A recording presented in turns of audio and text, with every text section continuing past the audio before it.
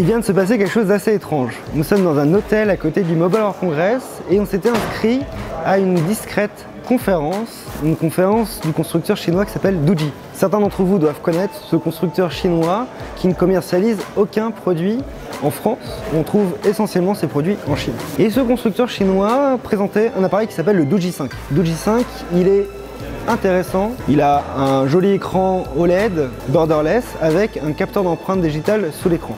Mais il y avait plus intéressant. Et c'est là où le niveau d'excitation augmente d'un cran. En effet, sur le côté de la salle, on a pu voir l'écran que certains d'entre vous ont pu voir certainement en vidéo il y a quelques années, un écran littéralement flexible.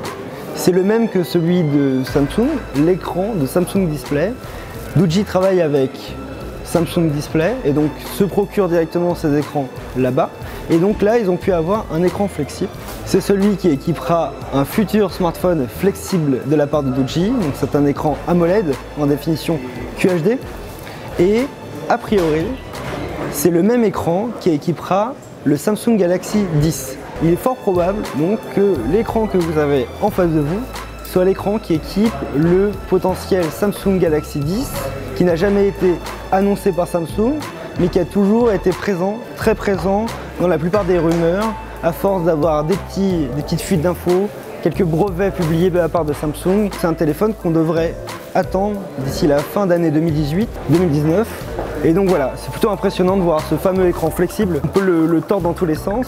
Bon, évidemment, on se pose énormément de questions concernant l'ergonomie d'un tel appareil. Qu'est-ce qui va faire en fait en sorte que tout le reste soit également flexible? C'est le cas des batteries. Comment est-ce qu'on conçoit une batterie flexible? Il y a quelques prototypes, mais on imagine qu'il y a des vrais problèmes de sécurité pour pouvoir maintenir une batterie à la fois flexible et garantir donc qu'elle n'explose pas ou qu'il n'y ait pas de soucis. Comment on fait pour mettre de la mémoire, du stockage ou un processeur, un type d'appareil? Et question importante, à quoi ça sert d'avoir un écran flexible à part d'avoir un écran qu'on peut directement mettre dans sa poche de jean avec des jeans ultra serrés et que l'écran, le téléphone finalement s'adapte à la forme de sa cuisse. À part ça, je vois pas trop d'intérêt, mais bon, c'est plutôt impressionnant d'un point de vue technologique. Donc rendez-vous dans quelques mois pour découvrir à l'écran le smartphone flexible de Doogee ou celui de Samsung. En tout cas, belle démo pour ce Mobile World Congress 2018.